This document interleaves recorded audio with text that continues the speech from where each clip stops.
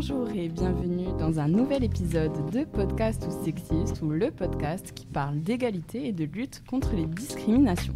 Donc je suis Audrey Royer et aujourd'hui nous sommes le 27 novembre et nous sommes en plein dans les Orange Days. Donc les Orange Days, ce sont les journées internationales de lutte contre les violences et à cette occasion nous réalisons un enregistrement en direct en public à la maison de quartier des Cannes pour parler des violences sexistes et sexuelles dans le milieu du travail.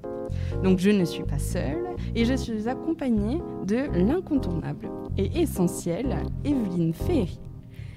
Bonjour, moi je suis Evelyne Ferry. Je suis ici au titre du syndicat CGT, pour lequel je suis évidemment élue et nommée au sein de notre commission exécutive, notre secrétariat, notre bureau. Et on a porté des actions au niveau régional qui ont été retenues au niveau national dans le cadre de la lutte contre les violences sexistes et sexuelles au travail, sachant que c'est un domaine dans lequel la Confédération CGT, au niveau national, œuvre depuis plusieurs années, et notamment au niveau de l'UCFIT, qui ont fait beaucoup de support en tous les cas, qui vient aider les délégués syndicaux, les secrétaires généraux de syndicats, mais aussi n'importe quel travailleur dans cette thématique-là. Et on en parlera un peu plus tard. Je laisse la parole. J'espère que j'ai fait bien moins d'une minute. Merci beaucoup. Nous sommes également accompagnés de Maître Laura Maria Poli, avocate au barreau d'Ajaccio. Bonjour. Oui, bonjour. Merci pour votre invitation. Donc, je suis Laura Maria Poli, je suis avocate au barreau d'Ajaccio et j'exerce principalement mon activité professionnelle en droit du travail. Donc, j'espère que ma présence pourra un petit peu vous aider sur le plan juridique à accompagner les femmes qui pourraient être victimes d'agissements de harcèlement, de violences sexistes, pour les accompagner afin d'intenter, pourquoi pas, un recours et de pouvoir les aider le plus utilement possible. Merci beaucoup. Il y a également Louisette Marie Tiouchichine de l'association Le Cap. C'est bien ça ? Alors, bonjour, je m'appelle Louisette Tiouchichine Marais, donc je suis juriste et directrice de l'association Le Cap, qui est une association qui œuvre dans le champ des violences faites aux femmes et spécialisée notamment sur tout ce qui est harcèlement moral et sexuel au travail. J'ai une expertise depuis 25 ans en la matière, voilà. Et j'interviens notamment sur des actions ponctuelles avec Vanina Sager, qui est présente ici, la déléguée régionale aux droits des femmes de Corse. Et enfin, Laetitia Franceschi de l'ARACT Corse. Bonjour, je suis Laetitia Franceschi, chargée de mission à l'ARACT Corse depuis maintenant janvier 2022. L'Agence régionale pour l'amélioration des conditions de travail, qui est l'une des 16 délégations régionales de l'ANACT, qui est l'Agence nationale pour l'amélioration des conditions de travail, qui est un établissement public administratif administré par l'État et les partenaires sociaux dotés d'une mission de service public. Et au sein de l'ARACT, on mène des sensibilisations, notamment sur les sujets des violences sexistes et sexuelles au travail. On accompagne les entreprises sur cette thématique. Voilà. C'est super, merci beaucoup. Vous avez été très efficace. Bravo. On a été efficace surtout pour rentrer dans le vif du sujet. Donc, comme je vous le disais, les violences sexistes et sexuelles dans le monde du travail. Il y aura également la participation d'Amandine Villarreal de la PEC. On entendra des passages de son interview tout à l'heure. Donc, on a abordé plusieurs fois en fait déjà cette thématique. D'abord, la première saison sous un prisme un peu général pour dire que ça existait aussi en Corse, parce que ça nous paraît toujours fou que certaines violences existent en Corse, mais elles sont bel et bien présentes. Ensuite, on est allé à l'Université de Corse pour parler des violences sexistes et sexuelles dans le milieu étudiant, où on a eu énormément de témoignages uniquement de femmes, même si on sait très bien qu'il y a des violences sexistes et sexuelles qui peuvent être également homophobes ou envers des hommes, même si elles sont moins visibles, on va dire. Donc voilà, aujourd'hui on passe dans le monde du travail, ça nous paraissait vraiment très important et ça nous a été demandé. Donc, eh bien mesdames, je vous propose de définir ensemble ce que sont les violences sexistes et sexuelle. Qui se lance ? Alors de façon générale, et ensuite je vous laisserai la parole puisqu'on est suffisamment de juristes. Pour moi, les violences sexistes, c'est tout ce qui est lié au genre. Et les violences sexuelles, c'est tout ce qui est harcèlement au travail, enfin tout ce qui est harcèlement sexuel, agression sexuelle, viol. Et je vais laisser la parole à notre avocate pour qu'elle puisse peut-être définir juridiquement. Oui, alors en fait, effectivement, le code, les violences sexuelles et sexistes sont reprises à la fois par le code du travail, mais aussi par le code pénal, parce que c'est aujourd'hui des infractions, hein, il ne faut pas l'oublier, même si on est dans le cadre des violences dans le monde du travail, ça peut être des infractions qui sont punies par la loi, où il y a des peines d'emprisonnement et des peines d'amende qui sont prévues par le code pénal. C'est important d'insister, je pense, là-dessus. Alors, ce n'est pas le terme violence sexiste ou violence sexuelle qui est repris par le code du travail ou par le code pénal, mais vous avez notamment dans le code du travail les deux grandes violences, on va dire, c'est le harcèlement moral et le harcèlement sexuel. Vous avez après ensuite des pans, par exemple vous parlez tout à l'heure de la discrimination au niveau de la rémunération. Alors vous n'avez pas d'infraction là-dessus, mais vous avez des principes comme par exemple à travail égal, salaire égal. On y reviendra je pense, mais qui est aussi sanctionné, mais cette fois-ci par le code du travail. Concernant le code pénal, vous avez toutes les violences qui sont définies, le harcèlement sexuel, le harcèlement moral. Vous avez aussi l'agissement sexuel qui devient depuis pas très longtemps, alors j'ai pas la date, en 2015 me semble-t-il, depuis une loi de 2015, eh bien, un délit. Et ensuite vous avez les violences telles que l'agression sexuelle ou le viol qui sont bien évidemment des délits et des crimes. Voilà. Merci beaucoup pour cette définition plus complète.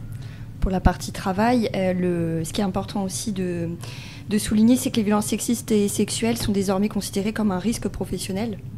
Et comme ça a été dit, ça va inclure les agissements sexistes, ces différentes facettes qu'on aura peut-être l'occasion de définir, en passant malheureusement par l'harcèlement sexuel et aussi les agressions sexuelles. Je peux juste rajouter un tout petit point là-dessus. C'est notamment depuis 2018, puisque 2018, pour la première fois, c'est vrai que l'outrage sexiste est apparu dans le code pénal. Et c'était en 2018. Et en 2023, les agissements sexistes, quand elles sont en plus avec un abus d'autorité, quand en fait il y a des circonstances aggravantes, c'est devenu un délit depuis 2023, donc depuis peu. Et donc c'est vrai que ces années-là sont des années assez charnières, parce qu'on a commencé avec notamment, en parlant du harcèlement de rue, etc., même si en réalité le harcèlement de rue n'existe pas dans le code pénal ou dans le code du travail, mais en parlant de toutes ces notions très larges, finalement, on a essayé d'embrasser toutes les situations qui pouvaient finalement se dérouler, soit dans la rue, soit dans les transports, mais également au travail. Et donc, alors si c'est au travail, ça va être des agissements sexistes au travail, mais si c'est pas au travail, ça va être d'outrage, tout simplement. Et donc, ce qui est intéressant, c'est que du coup, toutes les situations, finalement, ont en tout cas été prévues dans le code pénal et dans le code du travail. Oui, je pense qu'on va le développer après, mais effectivement, dans le code pénal, il y a des choses qui sont définies, mais avant d'arriver aux agissements vraiment qui sont punissables par la loi, il y a toute une graduation d'actes, que ce soit dans la vie, mais au travail.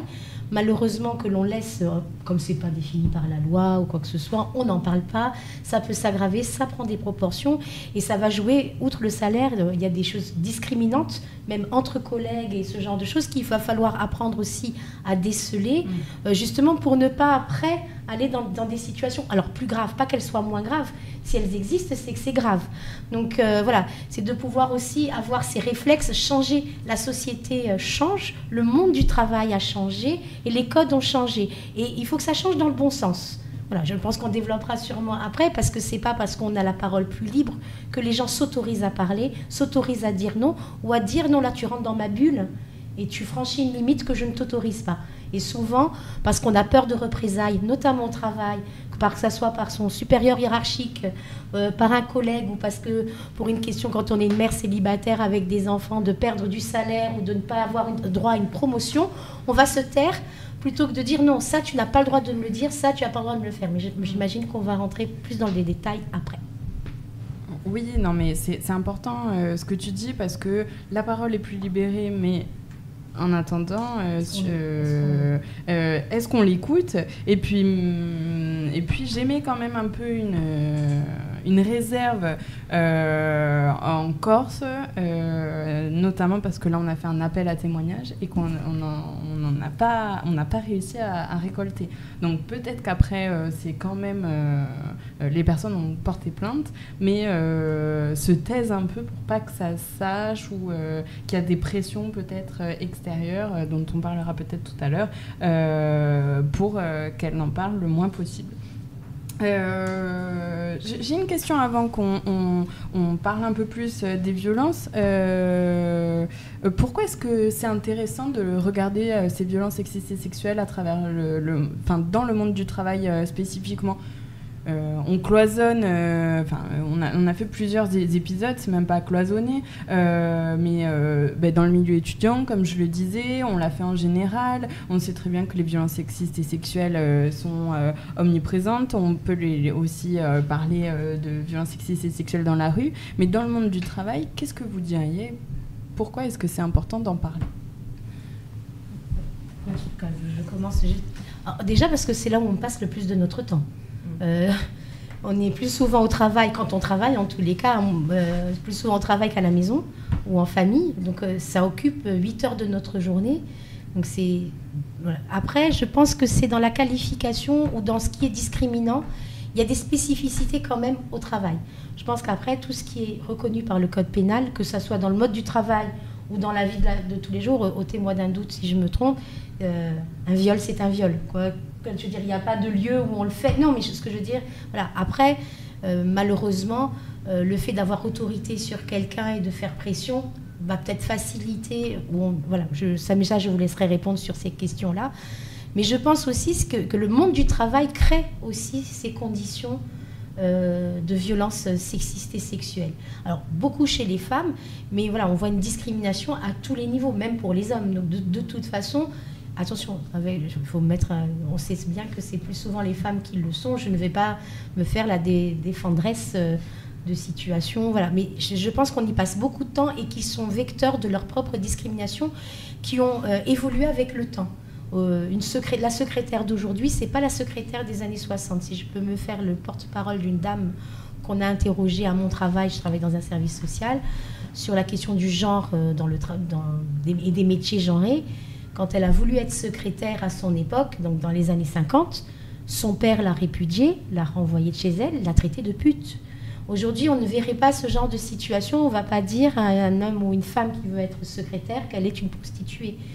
Voilà. Donc il y avait cette image aussi du travail, d'une femme qui travaille pour un patron. Aujourd'hui, même s'il y a d'autres formes de discrimination, ce n'est plus celle des années 50. Le monde du travail a évolué, mais je ne suis pas sûre que toutes les mentalités ont évolué en même temps. Donc maintenant, je laisse la parole.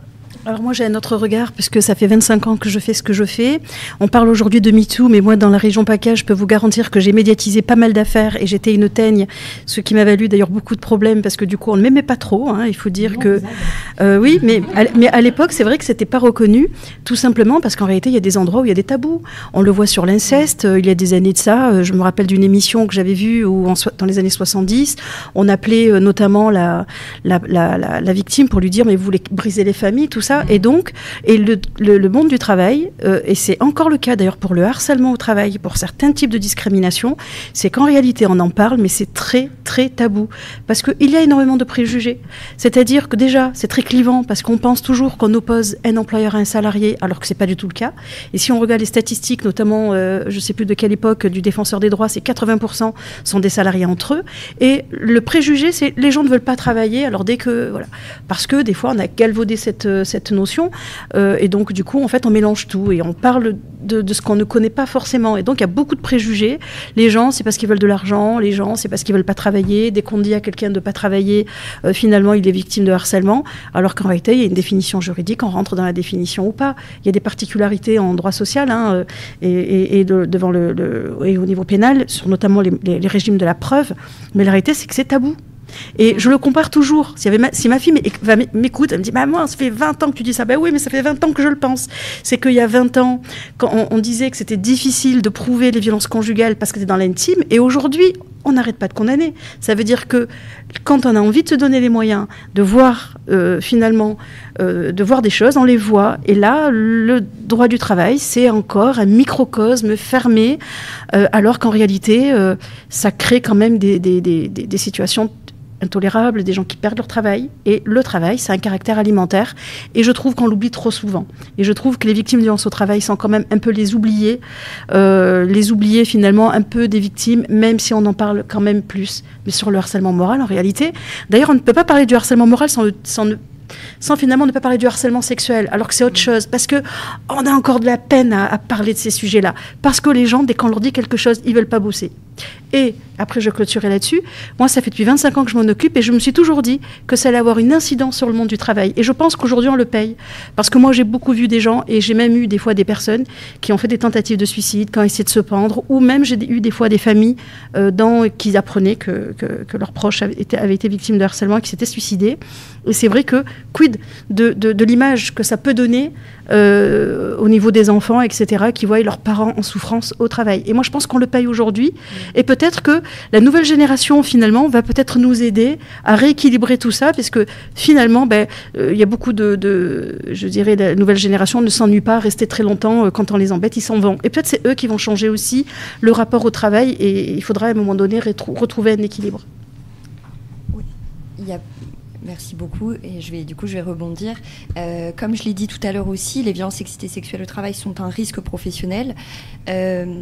Au-delà des agressions sexuelles, de l'harcèlement sexuel qui est répréhensible, il y a les agissements sexistes, comme ça a été dit, qui sont parfois un peu passés sous silence parce qu'on n'arrive pas à les définir.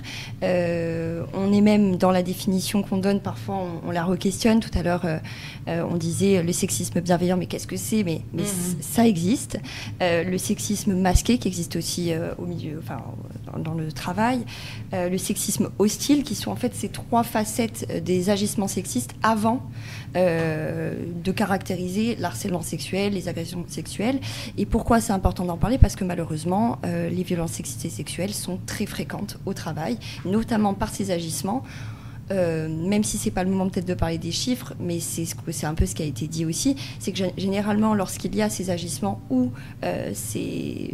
même les harcèlements ou agressions, en fait on se rend compte, parce que les entreprises sont mal accompagnées ou les victimes sont mal accompagnées, que comme j'ai pas les chiffres exacts, mais on est dans plus de 85% des cas, la victime ne revient pas dans son travail. Donc c'est à la victime de trouver un autre travail, et l'agresseur ou l'agresseuse, je veux dire, voilà, je sais pas si c'est le terme, reste dans son emploi. Et donc ça donne aussi cette impression qu'il y a une protection par l'entreprise. Quand je dis entreprise, c'est pas forcément employeur. Comme ça a été dit, ça peut être aussi les employés. Système, enfin. Et donc redéfinir toutes ces facettes, d'en parler, d'avoir la parole aujourd'hui, ça permet aussi de dire non, ce n'est pas normal. Et excusez-moi, par rapport aux principaux facteurs, ça a été dit, les inégalités de pouvoir et de genre qui sont sous-représentées, avec peut-être des postes hiérarchiques. Il y a aussi la normalisation et la banalisation des comportements, et les mécanismes institutionnels qui sont malheureusement insuffisants pour l'instant, même s'il y a des évolutions. Ça me fait penser en fait que ça commence même à l'école, le harcèlement, quand en fait c'est la personne harcelée qui change d'établissement scolaire pour ne plus vivre ça, et qu'en fait les harceleurs ou harceleuses restent. Donc en fait après ça se retrouve dans d'autres sphères, dans le monde du travail, mais ça commence dès les plus jeunes âges. On dit pas, on protège pas les personnes agressées ou peu. Tout à fait. Et pour clôturer, après je laisse la parole, c'est de toute façon tout ce qui se passe au travail, tout ce qui se passe à la maison se repasse en collectif au travail. Donc tout ce qui s'est passé au lycée, malheureusement, je ne sais pas si c'est un beau message, mais tout ce qui se rejoue dans les organisations ne sont que le reflet de ce qui se passe dans la société et ailleurs.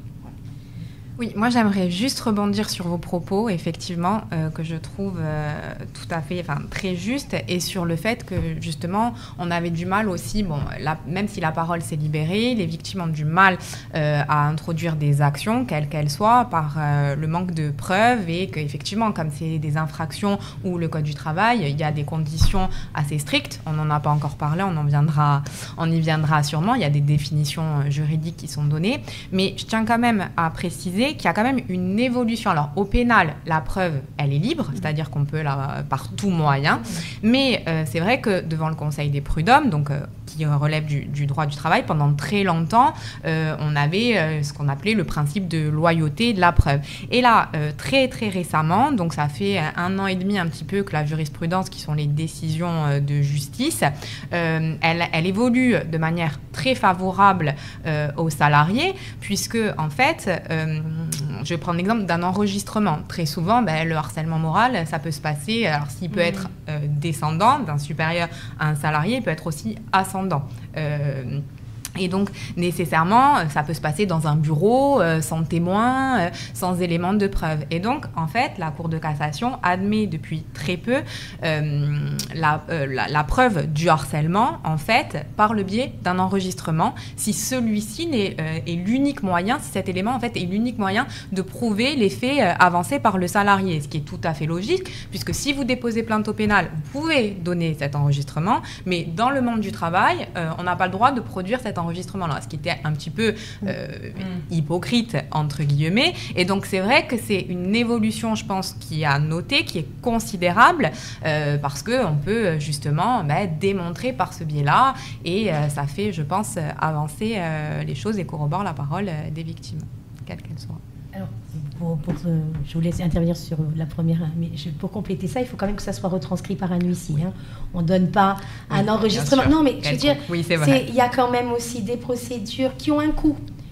Je tiens à le dire parce que toutes les preuves, tout ce qu'on doit constituer, c'est pour ça que l'accompagnement, en tous les cas, quand quelqu'un se décide, il est super important de pouvoir aussi l'accompagner, parce que même financièrement, et là ça devient injuste, parce que ça peut être un frein aussi à faire des démarches vis-à-vis de la justice. Tout ça a un coût quand même pour les victimes. Je parlerai même de triple peine finalement. Quand vous êtes intervenu, je suis entièrement d'accord avec 99% de ce que vous avez dit. Juste une chose pour les employeurs. C'est pas parce que c'est pas l'employeur qui agit qu'il n'a pas la responsabilité de mettre en protection ses salariés. Oui, mais donc, oui, mais c'est pas un autre débat. Pour moi, c'est important. Quand les salariés ne sentent pas que leur employeur peuvent les mettre en sécurité, prendre en considération leurs paroles et mettre en branle tout ce qu'il faut mettre, qu'on ait ou pas un CSE, qu'il y ait des délégués syndicaux ou pas, c'est une obligation de l'employeur de mettre en protection les victimes. On doit faire une enquête et pendant ce temps-là, ce sont les deux personnes qui doivent être, pour lesquelles on doit proposer un plan d'action. Donc c'est pour ça que là, dans le milieu du travail, en tous les cas, là où je ne suis pas d'accord, souvent les gens ne vont pas faire les démarches parce qu'ils ne se sentent pas soutenus à l'intérieur, soutenus à l'extérieur. Et quand on a un environnement familial fragile ou complexe, c'est encore plus compliqué de faire ce genre de démarche. Et enfin, pour compléter ce que vous avez dit, et pour l'avoir vécu, j'ai eu un moment une envie de faire de la politique, bon bref. Moi, on m'a demandé mon CV, mes justifications, presque que je donne mes diplômes. Mais combien d'hommes qui sont élus et qui siègent, qui ne savent ni lire ni écrire et qui s'endorment dans l'hémicycle? Parce que une femme, alors là je prends ma casquette féministe, je sors même presque un peu du contexte, et on a à la CGT une jolie petite image que je te donnerai si tu peux la mettre. J'ai un BTS secrétariat de direction, un diplôme de stéréotypiste et de conférence, une licence en droit, un doc d'allemand, une maîtrise d'anglais et un doctorat en japonais. Et le patron qui répond « Parfait, allez me préparer un café ». Parce que c'est souvent ce qui se passe.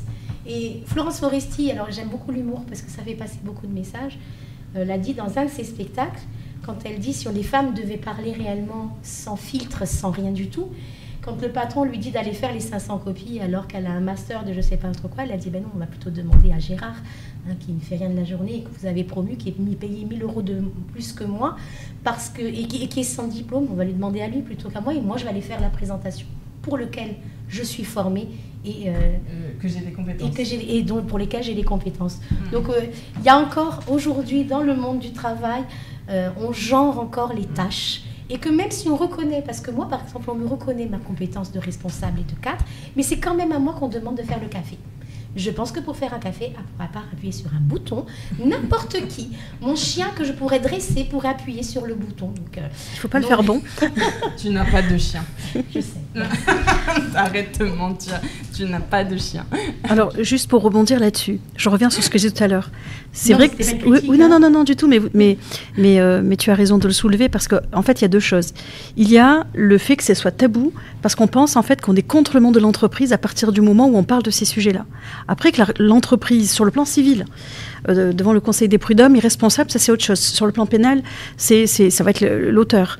Mais...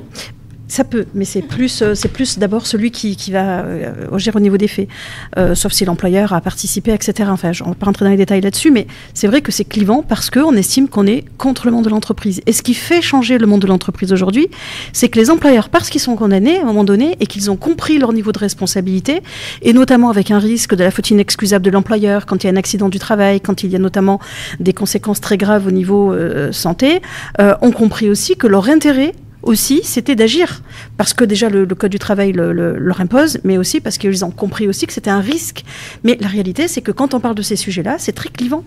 On pense toujours qu'on est contre le monde de l'entreprise, alors que ça n'a rien à voir.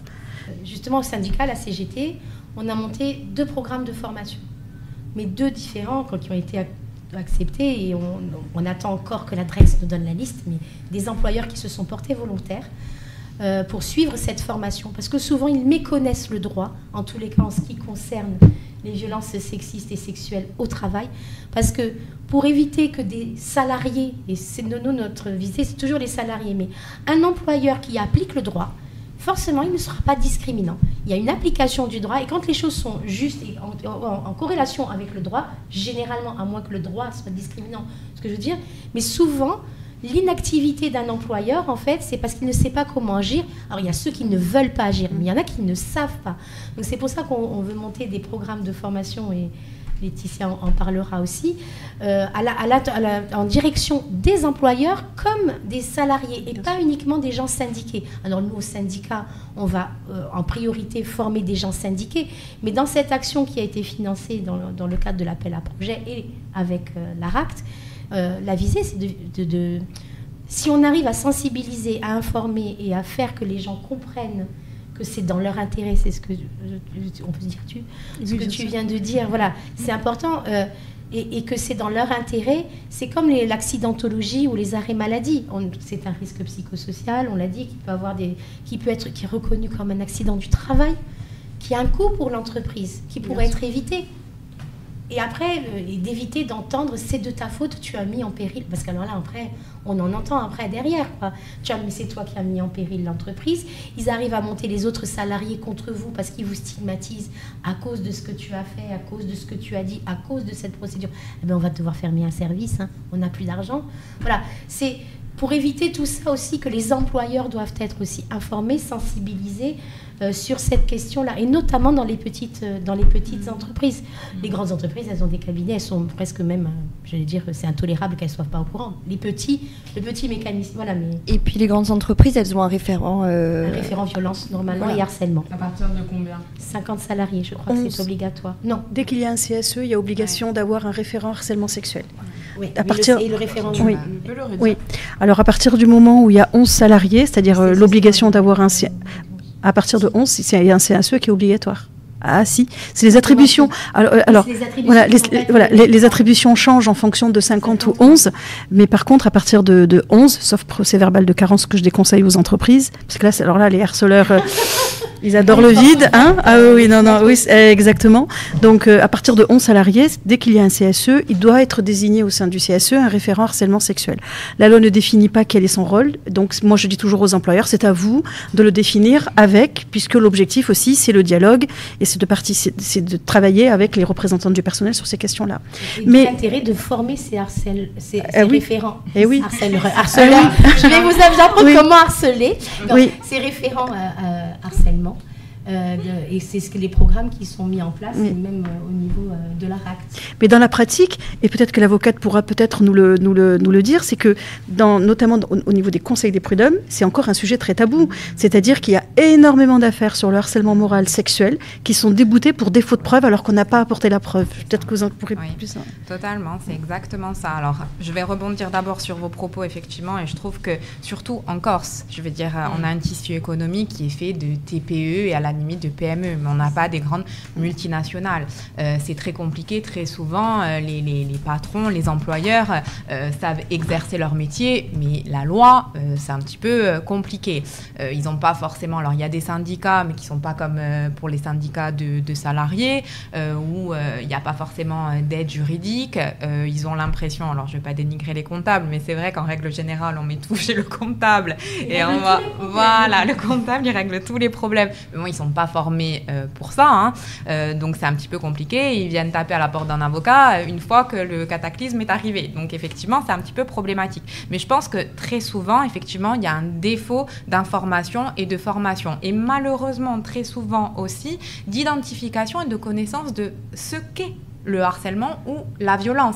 On va peut-être que ça reviendra justement au fil conducteur, mais est-ce que le fait de dire à une salariée oh là là, ta jupe elle est trop courte, ou elle est trop longue, ou t'as grossi, t'as maigri, est-ce que ça justement c'est considéré comme une violence? Est-ce que si c'est répété à de multiples reprises, c'est un harcèlement, puisque ça rentre dans le champ juridique? Est-ce que c'est du harcèlement sexuel? Est-ce que, voyez, donc c'est vrai que l'employeur, qu'il soit témoin ou pas, il n'est pas formé et informé, très souvent, voilà, avec l'évolution certes de la société, mais aussi peut-être qu'ici, voilà, on a quand même encore des mentalités un petit peu, on est méditerranéen, alors je cautionne pas du tout, mais un peu machiste, et peut-être que ça passe comme une lettre à la poste entre guillemets, et qu'on n'identifie pas forcément le risque, et que quand on arrive devant le conseil de prud'homme, où on va dire c'est pas ça qui a dégradé ses conditions de travail, elle avait un bureau, elle avait un ordinateur, elle n'a pas été placardisée, bon voilà, bref, donc c'est vrai que je pense que c'est très important de former et d'informer. Et de sensibiliser. Du coup, je voudrais qu'on en parle depuis tout à l'heure avec ce sexisme ordinaire. Je voudrais qu'on caractérise un peu... alors moi, je les ai appelées les violences insidieuses, mais je sais que Louisette m'a dit qu'il n'y avait rien d'insidieux, donc on va en parler. Mais moi, dans ce que j'appelle violence insidieuse, c'est un peu ce que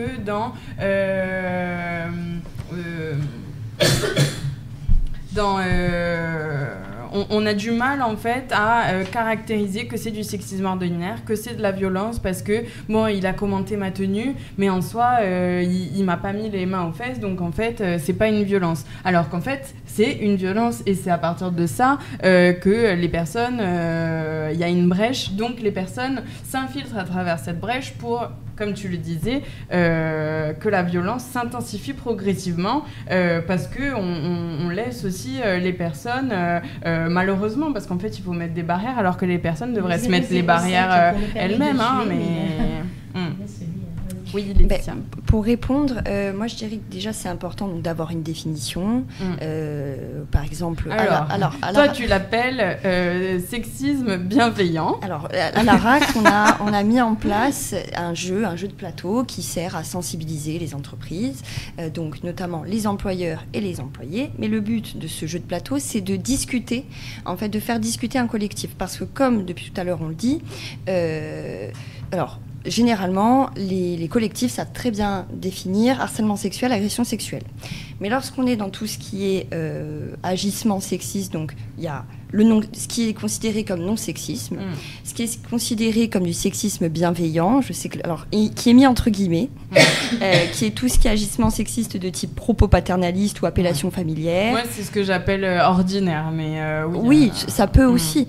Après, il y a tout ce qui est sexisme masqué, agissement sexiste de type blague, humour sexiste, répartition des tâches selon les stéréotypes de sexe, exclusion de certaines tâches ou actions. Et on a le sexisme hostile, avec agissement, pareil, sexiste de type manifestation d'irrespect ou de mépris, injures, propos dégradants, remarques culpabilisantes sur les responsabilités familiales, par exemple, avec des articles du Code du travail. Ça a été défini. Et en fait, ce qui est important, c'est lorsque, dans ce jeu de plateau, mais qui reste qu'un outil, ou même le violentomètre, c'est de rediscuter avec un collectif sur qu'est-ce qui a été dit, qu'est-ce qui est acceptable, qu'est-ce qui ne l'est pas. Ça veut dire que des fois, au sein de ce jeu de plateau, il y a des collectifs qui ont dit « Mince, hier je t'ai appelée Miss, est-ce que ça t'embête ?» La personne va dire « Non, moi ça ne me dérange pas. » Et donc on revient à du compte. C'est vrai que ça, finalement, en regardant... Ma biche, par exemple, ma biche, ça me met plus mal à l'aise.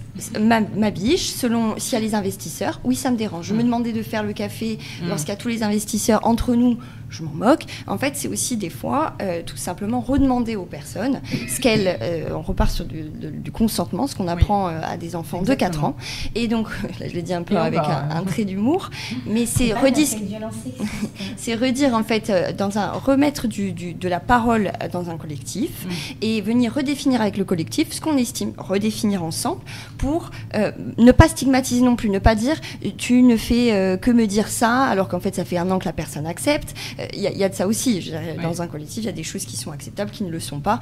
Et très vite, moi, pour l'avoir vu, harcèlement sexuel, agression sexuelle, on n'a pas à revenir dessus. En revanche, tout ce qui est... C'est en ça que je disais que c'était un peu insidieux, entre guillemets. Je pense que tu vas prendre la parole là maintenant. Mais parce qu'en fait, on a du mal à le caractériser. J'arrivais pas justement à le dire, mais tu l'as très bien dit. C'est qu'on a du mal, en fait, à imaginer que ma biche... En fait, ça peut être vécu comme... ça peut être heurtant pour une personne parce qu'en fait, je t'autorise pas à être proche de moi, par exemple, parce qu'on s'entend bien, etc. Mais au bout d'un moment, ma biche, c'est quand même... et je dis ma biche, mais il y en a plein d'autres. Ma cocotte. Ma belle. Voilà. Après, c'est rediscuté en collectif. Mais et souvent... ce qui est toléré par la personne ou pas. Oui, parce qu'eux-mêmes viennent remettre par une intervenante extérieure ou un intervenant extérieur, remettre leurs propres règles en fait au sein du collectif, mais c'est ça, et entre collègues, en essayant de pas être stigmatisant.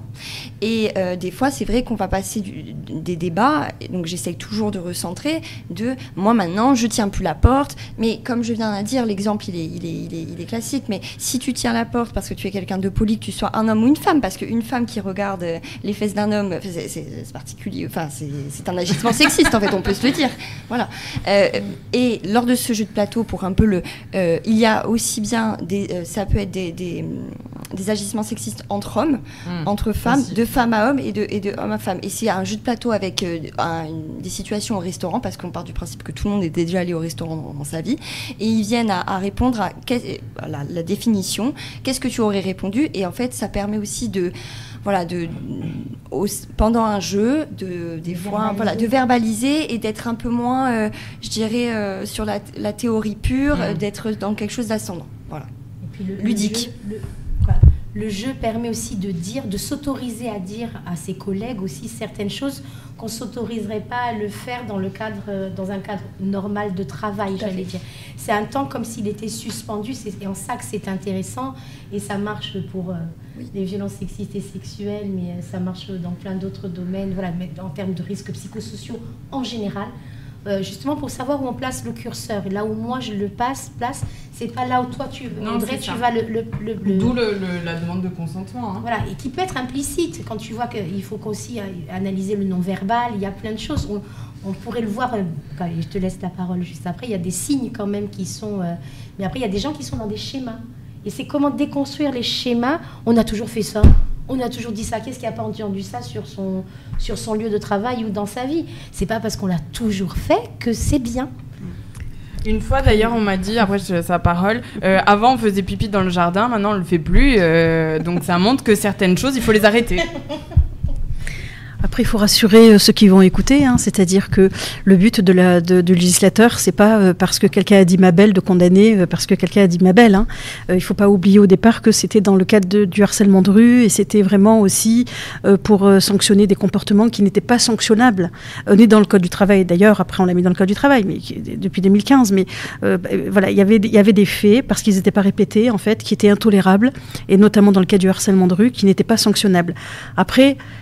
L'objectif, c'est pas parce que quelqu'un a dit Miss de condamner immédiatement l'entreprise, etc. Non, déjà la justice n'aurait pas les moyens, et puis c'est pas le but.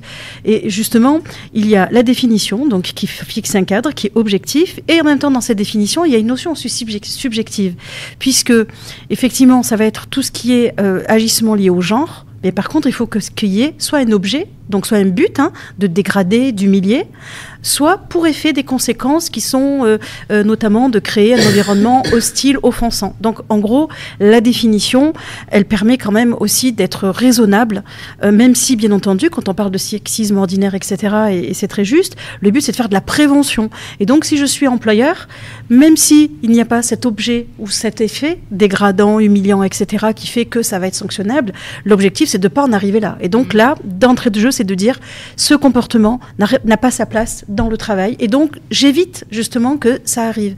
Parce que cette notion de dégradation, voire même d'humiliation, là, par contre, elle va être propre à chacun, par rapport à son histoire, etc. Et si je puis me permettre, alors peut-être que ça fait un saut, mais c'est pour ça aussi qu'on fait des sensibilisations, des formations, on accompagne, on essaie de faire des accompagnements personnalisés, des accompagnements aussi collectifs pour avoir des retours d'expérience, pour voilà, comme je dis, que ça soit ni non stigmatisant, ou que même il y a des collectifs qui disent oui, pourquoi on va me réunir pour parler de ça, j'ai pas besoin de ça, parce que ça peut être infantilisant pour certains, même si pour moi ça ne l'est pas. Et ce qui est aussi important, on cloisonne en fait ces sujets comme les violences sexistes et sexuelles au travail. On est obligé actuellement de les cloisonner parce qu'on n'arrive pas à les prendre de façon, je dirais, plus large, comme les risques psychosociaux, comme notamment, alors je l'ai dit, transversal, alors que tout est transversal, comme notamment aussi les conduites addictives en milieu professionnel, où après tout s'imbrique. Vous faites un pot d'entreprise où malheureusement vous êtes dans l'entreprise, donc c'est l'employeur, ou des fois les CSE, bon, il y a des petites, il y a peut-être des petites subtilités, je vous remercie, mais avec l'alcool ou pas, ça peut aussi engendrer des comportements, des agissements, donc tout en fait vient à se réimbriquer. On est obligé actuellement de cloisonner parce que on a encore du chemin à faire. Et pour l'entreprise aussi, ce qui est intéressant, c'est de passer par le dialogue social. On parlait des comités des CSE qui sont très importants. Donc on parle, maintenant c'est obligatoire à partir de 11 salariés, de remettre du dialogue social, des concertations, parce que ça permet, c'est un cercle vertueux, c'est pas moi qui le dis, il y a des études, ça permet de remettre de la négociation, mais au-delà de la négociation, de la discussion, une meilleure communication, et donc pour les entreprises, donc pour les salariés, mais aussi pour les employeurs, de venir discuter sur bon nombre de sujets. Et si vous arrivez à repérer des critères de l'harcèlement, par exemple, s'il y a des risques psychosociaux, tout peut être, donc je le dis, imbriqué, ça peut être, si vous arrivez à repérer des critères, ça peut résolver plein de situations. Et ça peut ensuite soulever des violences sexistes et sexuelles au travail, des conduites addictives, des risques psychosociaux, mais aussi des TMS, etc., etc. Et donc ça rejoint les conditions de travail. Maître, est-ce que quand il y a quelqu'un qui vient vous voir, par exemple, pour du sexisme ordinaire, pour quelque chose qu'on a du mal à toucher du doigt ou du mal à prouver, comment ça se passe ? Alors, pour être tout à fait honnête, ça fait 13 ans que j'exerce ce métier. Je vous dis, c'est, on va dire, 60% de mon activité professionnelle.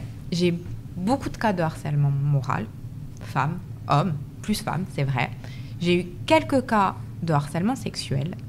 Mais j'avoue que le sexisme, des actes de sexisme, je n'ai jamais en 13 années, enfin en 9 ans, puisque ça fait que depuis 9 ans, eu d'action à intenter sur ça. Alors pourquoi ? Peut-être parce que les gens viennent nous voir quand on arrive à un stade tellement avancé que c'est du harcèlement, je pense.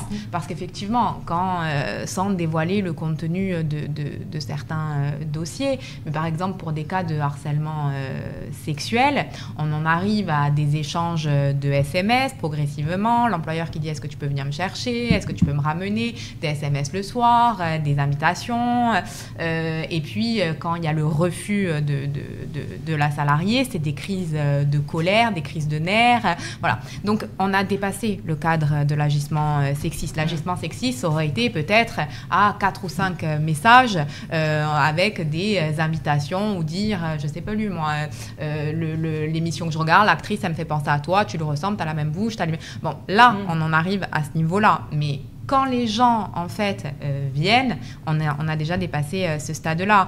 Et je pense que c'est ça qui est malheureux parce que, justement, il y a ce défaut d'information. Je pense qu'il y a très peu de personnes, et même de professionnels, qui savent véritablement qu'il y a cette distinction avec l'agissement, avec le harcèlement sexuel et le harcèlement moral dans les codes. C'est-à-dire que, alors on en a parlé, si on s'intéresse, oui, mais je pense qu'il y a vraiment un défaut d'information sur ça. On en arrive à une très grande majorité de salariés ou d'étudiantes, où on discutait hier justement du monde politique, par exemple, où c'est des comportements qui sont tout à fait normal. C'est-à-dire de dire ma belle, t'es habillée comme ça, je préférais quand t'es habillée hier. Mais c'est la normalité. T'as grossi, t'as maigri. Ah, ça, franchement, t'as pris, qu'est-ce qui t'est arrivé? Mais c'est la normalité. Et dans la tête des femmes, ça va vexer, déjà, premièrement, mais très, très souvent, elles ne vont pas se dire mon Dieu, il a eu un comportement sexiste à mon égard, c'est puni par la loi. Non, ça n'existe pas. Enfin, moi, en tout cas, en 13 ans, et le nombre de fois où j'ai été devant le conseil de prud'homme à Ajaccio et Bastia, je n'ai jamais vu d'action sur ce point, uniquement sur ce point. Après, sur d'autres, oui, des violences, mais sur ce point-là précis, non, jamais. Mais en fait, c'est ce que je disais tout à l'heure, c'est que même nous, on accepte, et je suis sûre que si on faisait le jeu de la RACT, tous ceux qui sont présents aujourd'hui, je suis sûre que le nombre de choses que l'on laisse passer dans la journée, mais de façon presque inconsciente, parce que c'est rentré dans notre inconscient, de ne plus se révolter, de ne plus s'offusquer de certaines choses, et qu'on met sous le terme de « c'est normal », ou on va dire « c'est Bernard, il en a l'habitude ». Non. Ou même entre femmes, hein, ou même aussi entre femmes, ça peut être... entre femmes, c'est pire que tout. Parfois, c'est... bon, il t'a pas mis les mains dessus. Oui. Tout à fait. Non, on les critique. Les critiques ou même entre femmes, alors, des fois. Après, voilà, moi, il y a des choses qui sont de ce qui est défini dans le cadre du travail. Et je rebondis sur la tenue parce que c'est vraiment un exemple flagrant. Moi, je travaille dans un service social. Voilà, on a un service de portage de repas. On rentre au domicile des gens. Et hommes et femmes font ce métier. Donc, chez qui on va chez des hommes et chez des femmes. Et oui, on a demandé une tenue décente, mais on a défini la tenue décente. Donc, on n'y va pas en décolleté et en mini-jupe. On ne sait pas, quand la personne, elle est seule face à une autre personne, on ne va pas se mettre en danger ou mettre en danger la personne que l'on va recevoir. Voilà. On va donc exiger mais ça, c'est dans le cadre du travail, de la réglementation, d'un équipement professionnel adapté à ce genre de choses. Voilà, c'est pour ça que quand on parle du vêtement, c'est là où je suis d'accord avec vous, c'est là où on place le curseur. Ce qui est vraiment de la fiche de poste, du règlement, voilà, il y a des choses que même le salarié doit respecter. Et oui, ce n'est pas du harcèlement quand un supérieur demande à la personne de s'habiller différemment. Par contre, après, c'est quand ça devient... quand on sent une intention, je ne sais plus laquelle de vous, toutes les deux, vous l'avez dit, que derrière, on a une intention autre que celle du travail, en fait. Et c'est là où c'est difficile, même pour celle qui reçoit la parole, mais il me l'a dit dans le cadre du travail ou il me l'a dit à titre personnel. Et ces formations ou ces sensibilisations, et des fois, il vaut mieux s'offusquer pour rien, mais réagir, c'est important, quoi. Voilà, et pour compléter les propos, c'est que, en fait, ce qu'on est un peu en train de dire, c'est que malheureusement, les entreprises, elles vont nous appeler dans ce qu'on appelle de la prévention tertiaire, donc de la réparation, quand il y a eu un acte, parce que c'est aussi compliqué pour une entreprise de recevoir, de savoir comment agir, ou même de réceptionner une plainte, voilà. Et le but de ces sensibilisations, c'est de venir redéfinir pour rentrer dans une prévention, ce qu'on appelle primaire, c'est-à-dire avant qu'il y ait la punition, ou même primaire, secondaire. Je suis d'accord avec ce que vous dites, mais franchement, moi, ça me saoule, et je vais parler un peu vulgairement, de devoir m'adapter, moi, pour quelqu'un qui ne sait pas se retenir. C'est exactement pareil à l'école. On va demander aux petites filles de changer leur tenue parce que les garçons n'arrivent pas à se retenir. Et moi, ça me saoule. Et je suis d'accord avec toi parce que malheureusement, on en est encore là. Ah oui? Ah oui, mais alors... J'ai été obligée de demander à un de mes agents de changer sa tenue et de ne pas venir en débardeur. Mais ça provoquait auprès des usagers des comportements. Alors qu'il suffisait de venir avec... Oui, mais c'est pas... Quand on parle des femmes, mais des hommes aussi. Et il aurait pu se faire harceler par des usagers qui venaient au service parce que c'est un bel homme, qui a de jolis muscles. Et ouais, mais c'est... quand on parle de sexisme et de, il faut voir aussi l'autre côté, et c'est une mise en protection et de l'agent et des usagers. Je lui disais pas de changer sa façon de s'habiller. C'est juste que je lui ai demandé, et ma collègue aussi, de ne pas porter de débardeur. Parce qu'après, ça a amené des réflexions. Oh, vous avez de belles épaules, machin, et tous les... Non, mais c'est... Oui, mais je pense que, je pense que de toute façon, on est toutes d'accord, c'est que ce qui est dérangeant, c'est qu'on aimerait que ça soit pas que les réflexions cessent et qu'on puisse s'habiller que l'homme ou la femme, alors peut-être pas nu, parce que là, on n'a pas le droit, mais que ces réflexions cessent, et comme après ça a été dit, le problème, c'est que ça fait malheureusement des années que ça dure, et même dès le lycée, en fait, on a des agissements sexistes. Oui, le lycée, même avant. Hein. Oui. Parce que, même avant. Louisette, un petit mot. Alors sur tout ce qui relève justement des violences sexistes, c'est vrai qu'il y a aussi des situations de discrimination qui sont celles de la maternité, de retour de congé maternité, notamment dans les petites entreprises.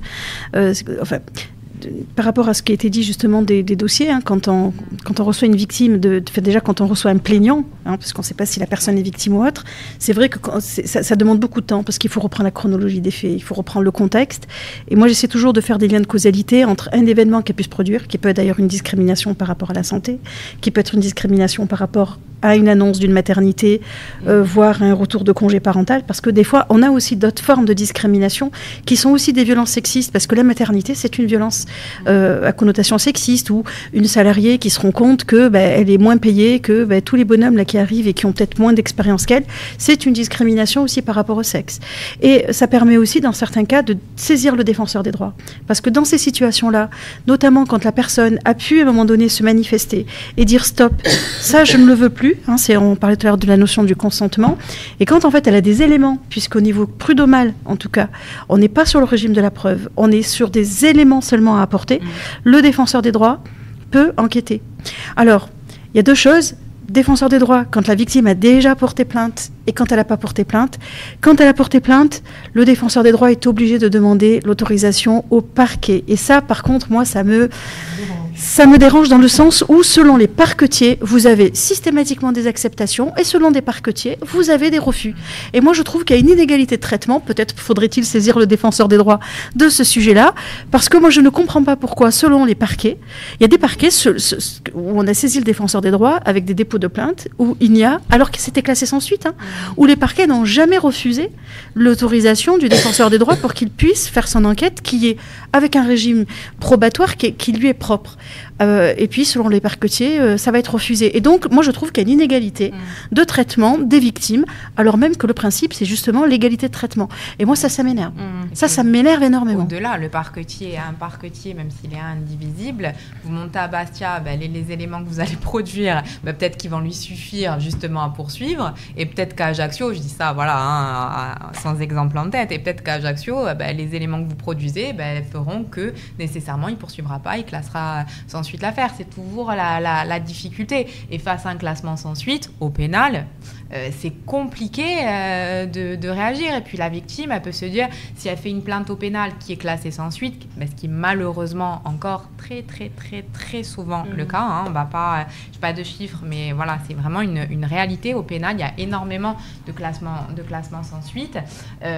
Si on dépose plainte, par exemple, si on fait une action prud'homale, si on est dans le monde du travail, nécessairement, le Conseil des prud'hommes, même s'il n'est pas tenu, s'il y a un classement sans suite de la plainte au pénal, le dossier va perdre un petit peu de poids. Donc très souvent, les personnes qui vont devant le Conseil des prud'hommes, elles ne vont pas déposer plainte parce qu'elles ont peur aussi justement de ce classement sans suite. Mais on peut vous reprocher devant le Conseil des prud'hommes, qui ne sont pas des magistrats professionnels, je le rappelle, de dire « Ah ben oui, mais pourquoi vous n'avez pas déposé plainte ?» Vous voyez, c'est un petit peu le serpent qui se mord la queue, donc c'est un petit peu compliqué aussi. Mais on n'est pas du tout sur le même régime probatoire. C'est-à-dire que au pénal, il faut prouver l'intention de nuire.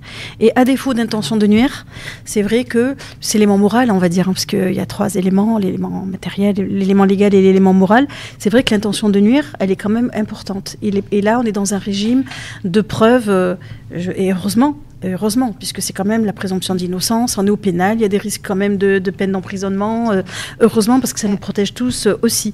Par contre, sur le plan civil, non, on est plutôt sur la faute civile, la responsabilité civile, d'une certaine manière, où là, l'intention de nuire n'a pas à être prouvée. Et donc, du coup, ça peut être aussi intéressant d'avoir un dossier pénal dans lequel il y a des éléments. Et bon, alors, le Conseil des prud'hommes, c'est le Conseil des prud'hommes, ce ne sont pas effectivement des magistrats professionnels, mais quand ça arrive devant la Cour de cassation, il y a énormément d'arrêts devant la Cour de cassation qui sont cassés, parce que, justement, les juges en appel disent là, le plaignant n'apporte pas des preuves. Et à chaque fois, la Cour de cassation rappelle que la personne n'a pas apporté des preuves, mais des éléments. Et c'est au vu de ces éléments que l'employeur doit justifier que ces éléments ne sont pas constitutifs de harcèlement sexuel, notamment. Et donc, du coup, c'est intéressant aussi pour la victime, parce que c'est vrai que sur le plan pénal, c'est quand même beaucoup plus difficile.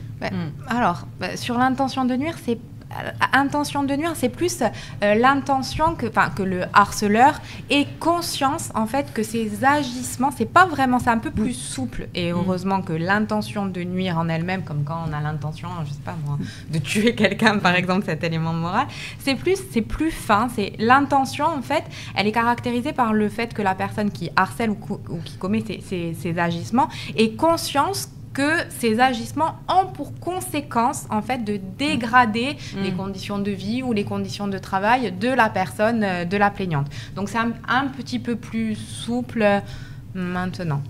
Alors, on va enchaîner un petit peu, ça fait déjà 50 minutes que l'on parle. Donc, je voudrais qu'on parle là maintenant des violences économiques. Louisette nous en parlait. Et donc, on écoute un premier élément d'Amandine Villarreal. Donc, je suis Amandine Villarreal, je suis consultante relations entreprises à l'APEC. L'APEC, c'est l'Association pour l'emploi des cadres. On est une association privée qui a pour objectif de dynamiser le marché de l'emploi des cadres en Corse. Du coup, on est deux avec ma collègue Diane Bedu. Donc, Diane s'occupe d'accompagner les cadres et les jeunes diplômés à partir de Bac+3 dans leur parcours professionnel, dans leurs projets. Et de mon côté, j'accompagne les entreprises, TPE, PME principalement, dans le recrutement de profils cadres et équivalents. Du coup, oui, en effet, c'est un sujet qu'on aborde parce qu'en plus des deux missions que je t'ai citées auparavant, on est aussi un observatoire de l'emploi du marché des cadres.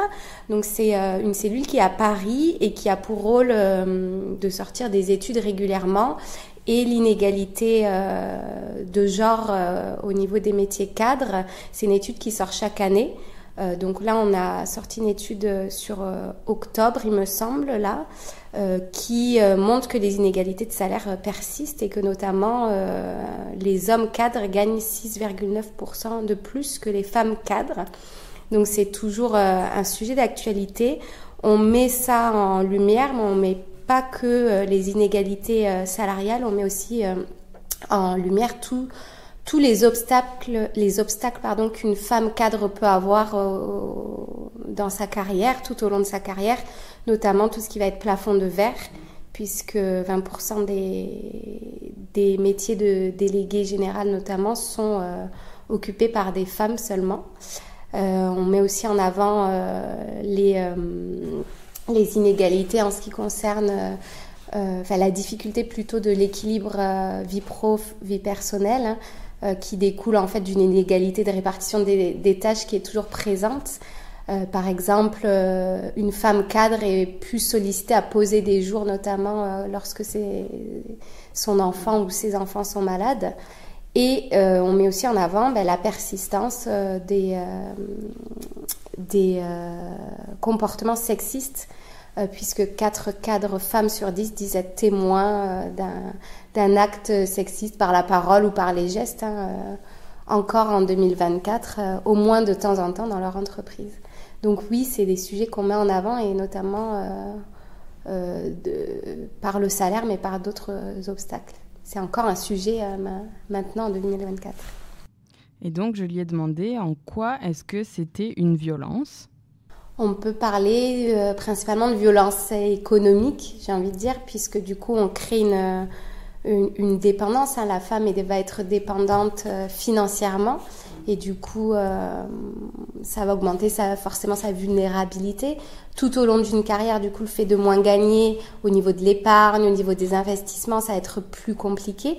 Du coup, on peut s'imaginer que sur des femmes plus âgées, en fin de carrière, on a un risque de précarité. Là, je sors un peu du spectre cadre, mais on peut avoir des risques de précarité quand tout au long de votre carrière, vous avez cumulé au final des inégalités. Au-delà de ces inégalités, au-delà de cette violence économique, on a une violence symbolique puisque quand on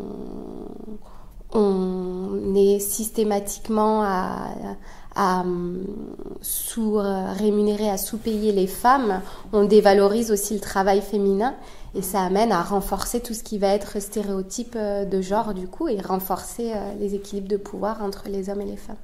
Alors moi, j'appelle pas ça des violences économiques. Je vais faire ma Louisette, mais voilà. Mais c'est de la discrimination par rapport au sexe, en réalité.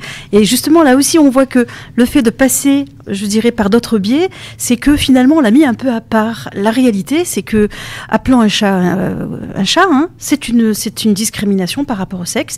C'est même dans le code pénal. Pour autant, on voit très bien qu'il faut faire des plans égalité, professionnels, etc. Et il y a tout un travail justement avec la déléguée régionale aux droits des femmes et la DRET sur ces sujets-là. La réalité, c'est que si on regarde les textes tels qu'ils sont, c'est de la discrimination par rapport au sexe. Donc, et là aussi, une femme qui serait moins payée et qui pourrait justifier de critères non objectifs et parce que sa rémunération ne serait pas basée sur des critères objectifs, pourrait très bien aussi, là aussi, saisir le défenseur des droits, aller devant le Conseil des prud'hommes.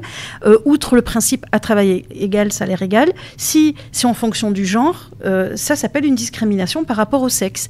Après, dans les discriminations, d'ailleurs, on en rajoute tellement qu'il y a des trucs, je n'arrive même pas à les comprendre, parce que franchement, il faut arrêter. Déjà, appliquons ce qui existe, parce que c'est tout le problème de la législation. Au départ, on avait un peu parlé en aparté, on parlait justement de la loi, c'est qu'en fait, on fait beaucoup de lois, mais déjà, faudrait-il appliquer ce qui existe. Mais si on appliquait les textes de façon littérale, tels qu'ils existent, ça s'appelle une discrimination par rapport au sexe, et c'est même un délit. Si je peux... Alors, pour rebondir sur l'aparté qu'on a eu tout à l'heure, c'est l'application des lois, et donc de donner les moyens de les appliquer, parce que des fois, elles sont inapplicables parce qu'il n'y a pas les moyens en face, financiers, matériels, humains, tout ce qu'on veut. Et le syndicat CGT défend le 15h40. C'est-à-dire qu'on appelle, et souvent au 8 mars d'ailleurs, aux femmes de s'arrêter de travailler à 15h40, parce que sur une journée de 8 heures, après 15h40, on travaille gratuitement. Donc c'est au niveau de la discrimination, au niveau du salaire. Et c'est des mouvements qui existent depuis les années 70, c'est pas quelque chose de nouveau. Donc c'est pour ça que je suis entièrement d'accord. On nous rabat à ces oreilles-là, mais la discrimination de salaire, rappelez-vous de ces travailleuses de chez Ford, qui ont mis à mal quand même une grande entreprise en Angleterre, qui faisait... et les hommes considéraient ça comme une tâche subalterne. Il y a eu un film sur ça, et je vous le conseille, pour recouvrir les fauteuils. Elles cousaient les coutures, elles assemblaient, et elles étaient payées, mais je crois, 60% du salaire d'un homme. Alors qu'elle faisait le nombre d'heures quand elle y avait... Mais même au niveau syndical, ça a créé des discriminations parce qu'elle soutenait les grèves des hommes, entre guillemets, c'est-à-dire les mécaniciens, ceux qui montaient. Et elles, quand elles ont voulu défendre leurs droits, même dans leur propre syndicat, il y a eu des réactions en disant « Mais non, les filles, vous n'allez pas faire grève. » Et puis, les patrons, ils se sont dit « Oh, ces bonnes femmes, elles ne vont pas tenir. » Mais ça a duré. Jusqu'au moment où ils se sont retrouvés en rupture de stock. Et comme ils n'avaient pas leur revêtement pour recouvrir leur fauteuil, ils ne pouvaient pas sortir les voitures. Et d'un seul coup, ils se sont rendus compte, tiens, ces petites bonnes femmes, elles servent peut-être à quelque chose. Et c'est monté jusqu'au Premier ministre, à l'époque, en anglais. Je sais pas si, oui, je crois que c'est en anglais. Il y a un très beau film là-dessus. Oui, et en fait, elles ont obtenu d'être revalorisées jusqu'à 80%, parce qu'il fallait reprendre le travail, c'était une situation tendue. Mais encore aujourd'hui, elles ne sont toujours pas à 100%. Et chez nous, en France, on n'est toujours pas à 100% d'égalité. Donc moi, quand il me parle d'égalité professionnelle au niveau national et les préconisations, qui commencent à appliquer les lois, c'est-à-dire qu'à travail égal, salaire égal, à compétence égale, salaire égal, qu'on soit un homme, qu'on soit une femme. Et il y a même des discriminations, je vais plus loin, vis-à-vis de l'âge. Et alors, quand vous cumulez entre le sexe, la race, l'âge, le handicap, Alors, quand on coche les questions, l'orientation sexuelle, moi, qu'on me demande encore aujourd'hui sur un CV si je veux en faire des enfants ou si je veux fonder une famille, moi, c'est incroyable. Oui, c'est incroyable. Sur la mobilité aussi. En quoi le fait que j'ai envie ou pas d'avoir des enfants, que j'en ai ou que j'en ai pas, va me rendre moins compétente qu'un homme. Parce que beaucoup d'hommes disent aussi, moi je le vis ce jour, il faut que j'aille chercher mon fils à l'école. Donc, je sais pas, ils ont beaucoup d'enfants, ces hommes dont ils s'occupent, plus que les femmes. J'adore.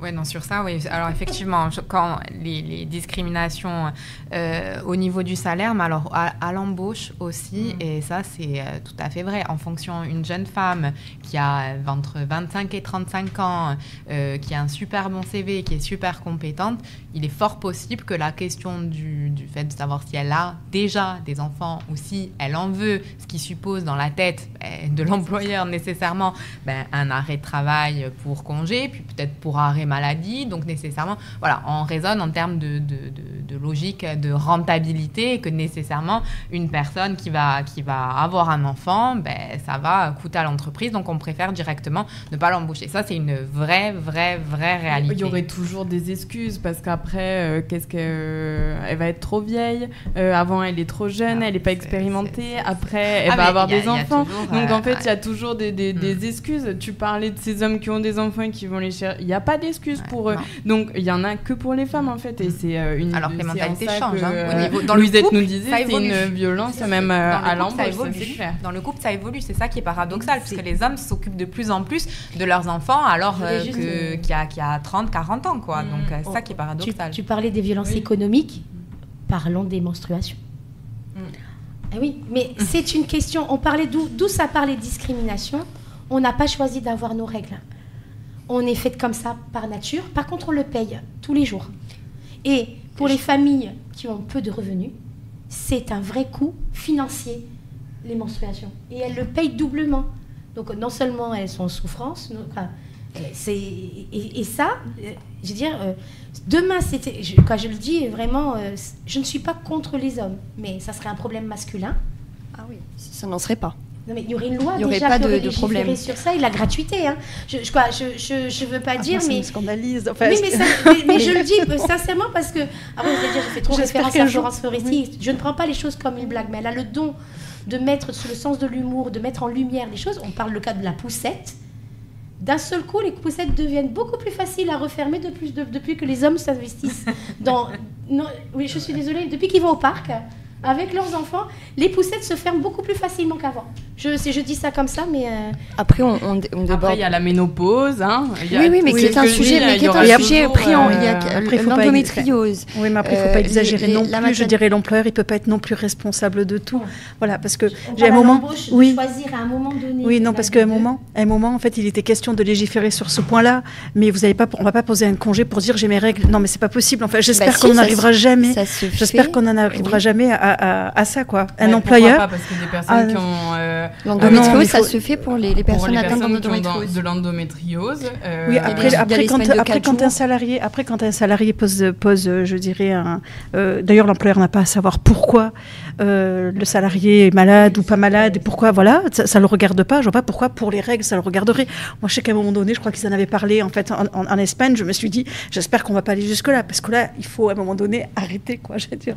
C'est-à-dire que là, à un moment, on va après dans tous les sens, et je trouve pas que ce soit protecteur pour moi. On peut trouver un terrain d'entente, à savoir il y a quelques jours dans un mois où la personne de toute façon va être moins productive parce qu'elle ne va pas être bien, rattrape tes heures. Je sais que je l'ai déjà fait avec des employés où j'ai toujours embauché que des femmes, pas parce que c'était mon choix, mais parce que de toute façon je n'ai eu que des candidatures de femmes, où quand elle me disait je suis pas bien, est-ce que je peux rester en télétravail, c'était un oui, de l'adaptation. Et si la personne est trop mal, je préfère que tu prennes ton après-midi et que tu viennes 3 heures de plus le lendemain, pour rattraper tes heures, plutôt que tu ne fasses rien ou que tu fasses mal parce que t'es pas bien en fait. Je pense qu'il faut aussi jauger, on s'en fout de savoir si c'est pour des règles ou si c'est pour autre chose, mais en attendant, c'est quand même ce que toutes les femmes vivent, ou une grande partie, parce qu'il y a des douleurs menstruelles et parce que c'est quand même hyper incommodant, et je pense qu'il y a un terrain d'entente à trouver sur ce sujet-là. Pour recentrer, par rapport à quelques points, c'est très intéressant, je trouve, ce débat. Il y a des choses qui sont faites actuellement sur tout ce qui est endométriose, prise en compte des conditions de travail par rapport aux endométrioses, ménopause. Également, alors j'ai pas envie de faire c'est pas le même lien, mais si on organise et qu'on visualise aussi en termes de conditions de travail les maladies chroniques évolutives, où des gens en fait vont invisibiliser leurs maladies et vont adapter eux-mêmes leur travail. Enfin bref, tous ces sujets doivent être posés, réfléchis en termes de conditions de travail. Donc ça, c'est vraiment recentré sur le travail, ou même si ça a des problématiques médicales, pour avoir aussi le respect du secret professionnel. Mais ça pose aussi des questions managériales. Pareil, le télétravail, oui, mais ça veut dire réfléchir, parce que ça reste qu'un outil, que ça soit pas non plus la porte ouverte, parce que ça peut être aussi on le voit, il y a beaucoup plus de femmes qui prennent du télétravail. Pour quelles raisons ? Est-ce que c'est pour les tâches ménagères ? Est-ce que c'est pour la mobilité ? Est-ce que c'est pour gérer les enfants ? Etc. etc. Et après, si je fais une petite aparté par rapport à la situation économique, de toute façon, si on part de là, il y a des études qui sont menées.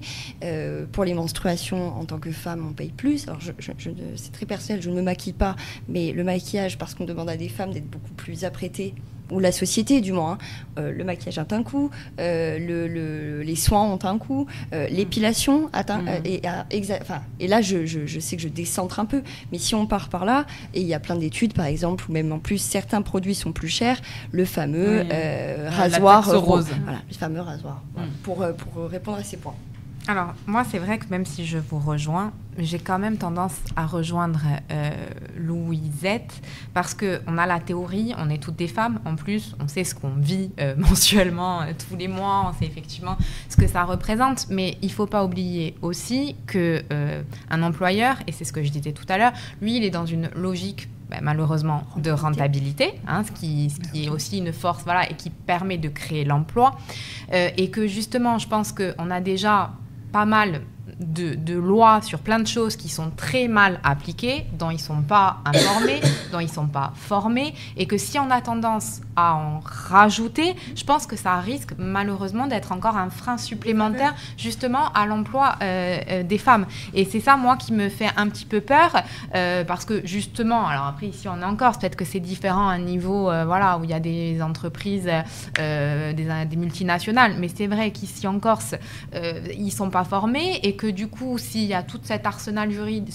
législatif qui est mis en place, je pense que c'est un frein supplémentaire, et qu'au contraire, au lieu d'aider les femmes, je pense que justement, ça va faire un frein supplémentaire d'où l'importance de la sensibilisation, l'importance aussi de l'investissement des femmes dans des métiers cadres. De toute façon, elles sont déjà au RH, qu'on les sensibilise aussi à ça, sur le télétravail ou pas. Enfin, moi,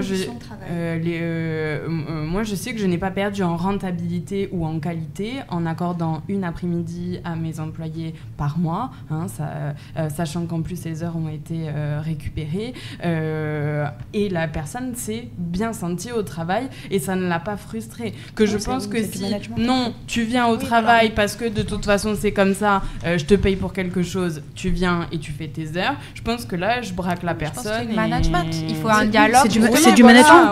C'est du management, et ça fait une discussion. Tout simplement. Dans la discussion, moi je ne parlais pas de faire des lois sur ça. Je disais juste qu'on parlait des freins économiques, et que l'achat pour les menstruations dès l'école est un frein, puisque des petites filles ne vont pas en cours. Donc il y a même un frein à l'apprentissage, tout ça, parce que ils n'ont pas d'argent pour manger. Je ne vois pas comment ils peuvent... Maintenant, il y a des expérimentations dans beaucoup de lycées de rendre les serviettes et les tampons, mais maintenant, on en est maintenant à un débat sur le fait que ça soit cancérigène. Bon, ça, c'est autre chose. Non, mais je veux dire, il y a toujours quelque chose. Bon, on a bien parlé de mots de conditions de travail et de management. Et c'est discriminant. C'est pour ça moi, je le parlais surtout à l'embauche. C'est-à-dire que du fait qu'on est une femme, on a ce frein à l'embauche, parce que le patron se met dans la tête, et c'est dans l'imagerie et dans beaucoup de choses, que la femme va être moins productive parce qu'elle va avoir un enfant, parce qu'elle va avoir ce qui n'est pas La femme est plus résistante qu'un homme. Hein. Ouais, on le voit quand ils sont malades. Hein. Je parle et c'est un cliché, et ce n'est pas tous les patrons qui sont comme ça. Je dis juste qu'il faut éduquer, il faut sensibiliser, il faut former, et il ne faut plus... moi, je peux dire, quand une femme est fainéante, elle ne fait pas son travail. Je n'ai aucun mal à dire qu'une femme, elle n'est pas moins fainéante. Quand quelqu'un est fainéant, homme ou femme, il est fainéant. Oui. Je veux dire, pour moi, c'est pas un problème de sexe. C'est un problème de comportement au travail et de respect. Voilà. Mais dans les conditions de travail, là où je suis d'accord avec Audrey, un comportement de dire, bien sûr, je comprends ta situation à un moment T, mais comme un homme pourrait être empêché pour autre chose. Il y a des hommes qui sont des familles monoparentales et qui ont aussi des obligations de prendre en compte la situation de l'agent à un moment T et de lui laisser l'opportunité de proposer de rattraper les heures ou de faire autrement, ou de dire je reviendrai tel jour. Voilà, c'est juste du savoir-vivre en entreprise, hein, comme on a du savoir-vivre en société, de se respecter les uns les autres. Et ça se perd.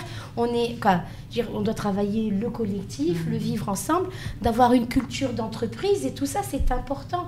Malheureusement, alors c'est un autre débat, mais on va clôturer, le télétravail éloigne de toutes ces considérations. On ne prend plus l'humain en considération dans le collectif, moins en tous les cas. Voilà, ça me fait peur en tous les cas dans les perspectives d'avenir. On ne va pas digresser sur le télétravail, parce que là on va devoir mais c'est par rapport c'est tout ce qui est pris en conditions de travail, où tout à l'heure quand on parlait du violentomètre, c'est que un outil, ça s'observe, ça s'accompagne, et il doit être bien mis en place. Et si on vient sur les conditions de travail, ou même la qualité de vie et conditions de travail, ça vient réfléchir au management, aux congés, aux outils mis en place. Ça se réfléchit en collectif par le dialogue social. Voilà. Et moi, je voudrais dire, pour clôturer, puisqu'on parle de violences sexistes et sexuelles au travail, je pense que le travail, ça doit rester le travail quand même, et le travail a ses règles, pour ainsi dire. Le travail est une femme. Le travail est une femme. Donc le travail, effectivement, a ses règles, a ses codes, et donc je pense que il faut laisser les choses à un moment donné à leur place. Par contre, il y a des comportements au travail qui sont inacceptables, et on revient sur les agissements sexistes parce que ça n'a pas sa place au travail. On revient sur le harcèlement sexuel parce que ça n'a pas sa place au travail, et que ce sont ces comportements qu'il faut sanctionner, parce que si on va trop loin à un moment donné, c'est vrai que ça démobilise tout le monde, et ça rend pas crédible non plus, parce qu'à un moment donné, tout ne peut pas être de la violence, tout ne peut pas. À un moment donné, une entreprise, et notamment une petite et moyenne entreprise, a beaucoup de contraintes, et quelquefois d'ailleurs on en rajoute tellement qu'à la fin ça pousse aussi les employeurs des fois à ne plus entendre certaines choses, ce que je peux comprendre, parce qu'à un moment il faut pas oublier non plus que l'entreprise, pour qu'elle vive, il faut qu'elle aille chercher de l'argent, et qu'après les contraintes, et notamment dans le management, quand il est bienveillant, bien entendu, chaque entreprise a des contraintes. La contrainte pour une entreprise n'est pas forcément celle d'un autre. Par contre, il y a des choses qui sont partout inacceptables. C'est tout ce qui relève des agissements sexistes, de la discrimination, et tout ce qui concerne des comportements qui sont en dehors, finalement, de ce qu'on peut attendre du travail.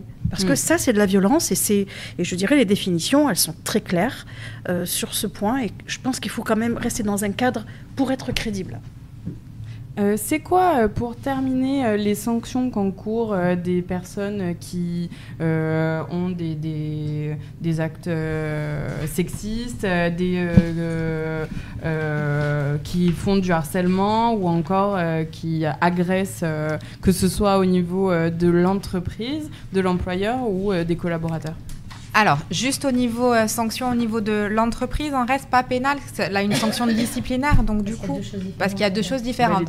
En fait, au niveau des infractions, harcèlement moral, harcèlement sexuel, si vous déposez plainte et que vous êtes poursuivi devant le tribunal correctionnel, vous êtes passible d'une peine maximum, et c'est important de le préciser, c'est-à-dire qu'on ne peut pas aller au-delà, sauf si c'est commis sur certaines personnes. On est sur 2 ans d'emprisonnement, je crois, et 30 000 € d'amende, sachant que c'est un maximum, et qu'en règle générale, on regarde aussi si la personne est connue, elle a déjà un casier judiciaire, voilà, ces choses-là. Donc ça, c'est vraiment le maximum. Après, au niveau de l'entreprise, en règle générale, il y a une procédure particulière. S'il y a une enquête, s'il y a des agissements de harcèlement moral qui ont été dénoncés, que ce soit par un collègue, alors c'est plus compliqué quand c'est l'employeur, parce que là, il faut qu'il y ait justement un CSE qui soit mis en place, mais c'est pas tout le temps le cas, surtout ici. Mais en principe, effectivement, à partir du moment où il y a l'information qui est remontée, il doit y avoir une enquête qui doit être menée avec des auditions, et à la fin, si les éléments sont plus que probants et qu'on constate qu'il y a des faits de harcèlement qui ont été perpétrés, la personne, en principe, et c'est un licenciement pour faute qui doit être mis en place, même si malheureusement c'est pas toujours le cas. Mais s'il y a des agissements de harcèlement moral qui sont avérés, qui remontent à l'employeur, si lui ne fait pas ça, c'est lui qui se met dans une position de faute, parce qu'il a quand même, et ça c'est au pénal ou en droit du travail, l'employeur, il ne faut pas oublier qu'il a une obligation de sécurité à l'égard de ses salariés. Donc l'obligation de sécurité, c'est une obligation de moyens renforcés, c'est-à-dire qu'on doit mettre en place des moyens pour protéger les salariés, mais en amont. Et une fois qu'ils sont ces moyens mis en place, mais une fois que le harcèlement est connu, ou tout agissement, c'est pas que le harcèlement, par contre, nécessairement, il est là pour protéger les salariés. Donc si demain, il est informé et qu'il ne fait rien, c'est sa responsabilité à lui. Et juste, je voudrais alerter s'il y a des salariés qui entendent ce podcast, en fait, qu'il y a des délais de prescription et qui sont très courts en procédure, et c'est que je crois que c'est dans les 12 mois. Donc, au-delà des... je ne veux pas m'avancer, mais alors, quand un salarié dénonce à son employeur... Non, c'est 5 ans. 5 ans, pour lancer une procédure, il y a... C'est 1 an sur des faits de... ces contestations de licenciement. De licenciement. Mais en tous les cas, de bien se renseigner sur les délais, parce que selon les fautes et selon les choses, il y a des délais qui peuvent être très courts. Malheureusement, je veux dire... je préfère... Une petite phrase pour conclure, Evelyne. Voilà. Elle n'a pas parlé des autres peines, parce qu'on n'a parlé que du harcèlement moral, mais il y en a beaucoup.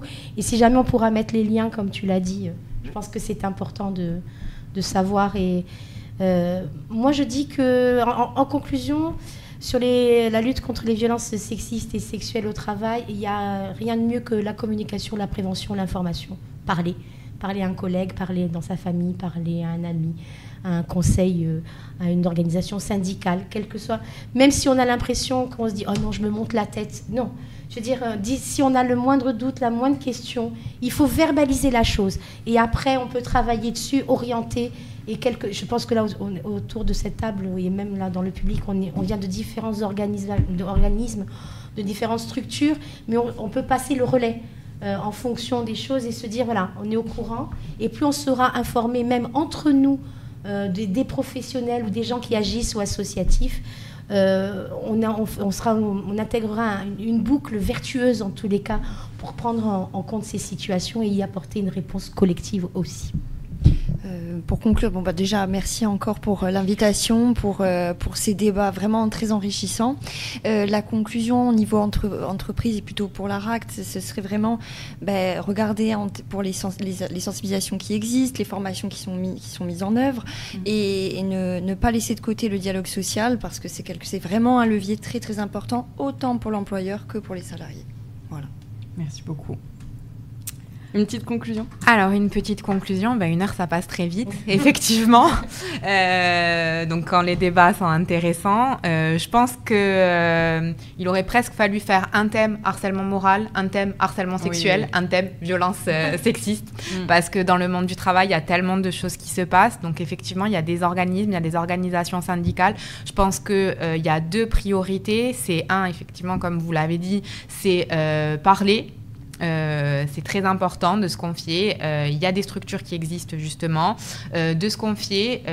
Et la deuxième chose, et moi je pense que c'est vraiment le levier le plus important, c'est de former et de sensibiliser les employeurs, parce que justement dans le monde du travail, c'est vraiment eux qui peuvent être, alors malheureusement des fois acteurs, mais qui peuvent être aussi témoins et agir au mieux pour faire cesser, et surtout protéger les salariés. Lanceur d'alerte. Complètement. Alors, je souscris à tout ce qui a été dit et pour préciser ce que tu disais et ce que vous disiez aussi sur la libération de la parole et la prévention dans les entreprises, c'est que la peur n'empêche rien. Il y a beaucoup de salariés qui n'agissent pas et qui agissent trop tard, quand notamment ils arrivent dans les organisations syndicales ou chez devant un avocat. Et la peur n'empêche rien parce que ça finit toujours mal. Ça finit de toute façon toujours par soit une inaptitude, donc par licenciement, parce que soit la personne ne peut pas y aller, soit parce que de toute façon elle va être virée. Or, le fait de parler, par contre, ça peut empêcher ça. Donc voilà, la peur n'empêche rien, donc il faut le faire en amont, avant d'arriver à finalement une situation où la personne va être éloignée de son emploi et elle va risquer de l'être définitivement.